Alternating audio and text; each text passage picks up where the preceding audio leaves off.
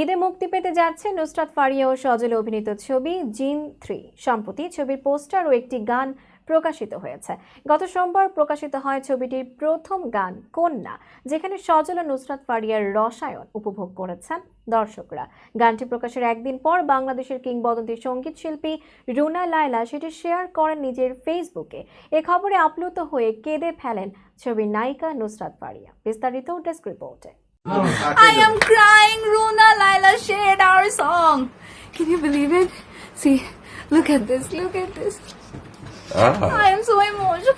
মঙ্গলবার রাতে গানটি শেয়ার করে রুনা লায়লা লিখেছেন, খুবই সুন্দর, অভিনন্দন ইমরান কণা এবং ফারিয়া ও সজল, ভালো লেগেছে।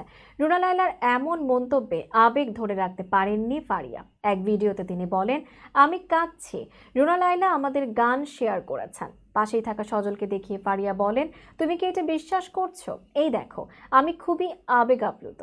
রুনা লায়লার পোস্টে মন্তব্য করেছেন কন্যা গানের শিল্পীরাও।